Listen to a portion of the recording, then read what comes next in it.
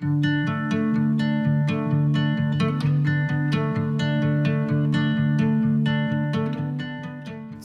here with Christopher Dean, the Director of Choice Energy. Thanks for joining us on the couch at GMD Finance, Chris. Pleasure, George. Thanks for having me.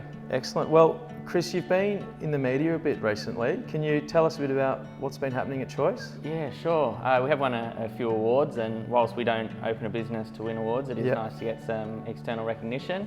In 2017, we were Australian Financial Review Fast Growth Business, and last month we just won the 2018 Smart Company Smart 50 Award, which is for the fastest growing business in Australia. So pretty exciting times for Choice Energy. Fantastic. Now, a bit about the history about Choice Energy. Obviously, you've mentioned you are a fast growth company, which means you've recently set up, and tell us about how you got there, a bit about Choice Energy and yourself. Sure.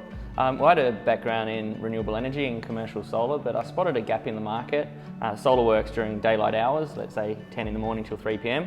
There's 19 other hours that businesses and homes need to buy power. So I got together with my business partner and we put a solution together where we could help businesses use less power through our energy efficiency solutions, but also pay less for the power that they use outside of these daylight hours. So we've got a team that help procure energy contracts, go to tender, look at network costs and all of that sort of stuff, and it really complements the solar solution.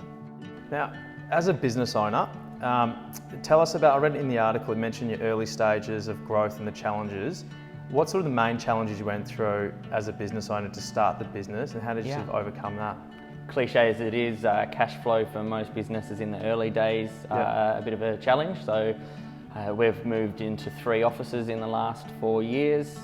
We've gone from 6 to 12 to 30 staff now. We've pretty much doubled those staff numbers in the last 12 months. So even if your revenue is doubling or tripling, securing that revenue in your bank account is a challenge, and just making sure you're able to hit your payroll and that type of stuff. So definitely cash flow. The second biggest challenge is creating the right culture. So our business does well because we've A, got a good solution, and then B, we've got the right people. So every Monday we sit down and we have a look at how things are going with the feel of the team. We make sure we've got the right remuneration in place, that our staff are happy and healthy and that type of thing. So culture and solution are sort of the key for us. So Chris, now talking about the specific Australian commercial solar market at the moment. There's been a lot of talk, a lot of it revolves around federal politics and what's happening in that space. How have you sort of overcome that as a business, and what's your outlook for the commercial solar PV market? We're very big on controlling what we can. In the last 10 years, we've had 7 prime ministers. I think you'll find 3 or 4 of those changes have been around energy policy. For example, the National Energy Guarantee was the last policy that Malcolm Turnbull was trying to get through. You had Gillard around carbon tax, for example, there. So rather than wait around for the government to solve everyone's problems, we really take control of what we can. And we recommend our businesses that we help do the same thing as well. So government rebates are falling every January, so there's a little bit of a ticking clock to get those secured. In terms of large-scale solar and LGCs, there's a lot of uncertainty of funding post-2020.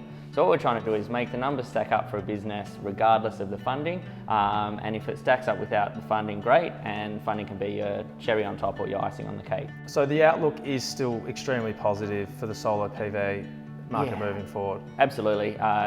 We estimate we'll double our business again in the next 12 months. The market has changed. Everyone's now looked at solar. When I started in solar in 2011, you could pick up the phone and speak to a business owner and ask them if they'd looked at solar. Most times it was no, so you could go out there and sort of guide them through the process. Over the last 6 or 7 years, the market's matured and everyone's looked at it before. The reason typically they haven't bought a solar system is they either didn't feel comfortable with the partner, or they had to buy it and come up with some money. And that's where the right finance partner comes in. Which leads on perfectly too. Obviously, finance is incredibly important for a solar company, and when you're selling solar PV, to have a good finance partner, as most clients do finance this asset. Can you tell us a bit about our relationship, how much we add value to your business? So I've been working with GMD for about 2 years now.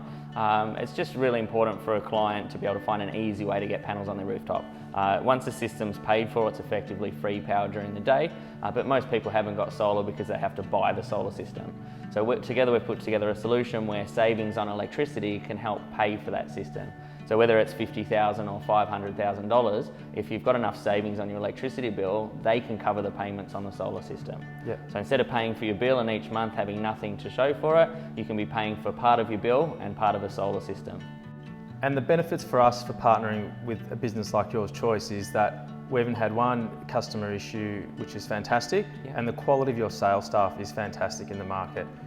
Extremely professional the way they deal with clients and the way they introduce us to clients. So we really value the partnership as well. It's been a great 2 years and we're extremely excited to move forward with you guys, see your business grow as well. And in terms of what's next for Choice, how do you picture the next 5 years for Choice Energy? What's really exciting about the energy landscape is the change. I mentioned I got into solar in 2011. If you asked me in 2010 about renewable energy, I wouldn't have too much to say. The market just changes and evolves so quickly, so things like storage, power factor correction, even electric vehicles are on the horizon, so things like charging stations and that type of stuff. As a business outside of solar, we also do a lot of group tenders.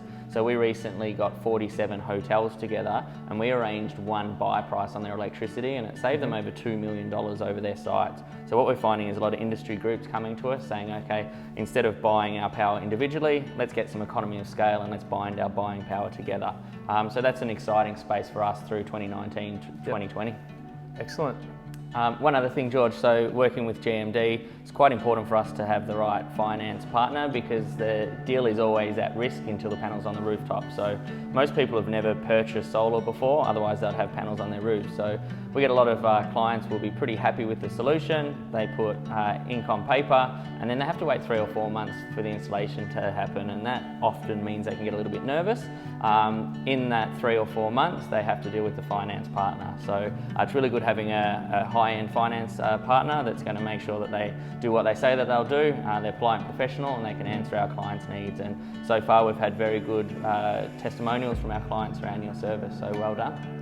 Thank you, Chris, appreciate that. Cool. And thanks for coming on the couch and sharing a bit about your business. Great. And as I said, look forward to dealing with you in many years to come. Cool. Thanks, Chris. Thanks, Josh.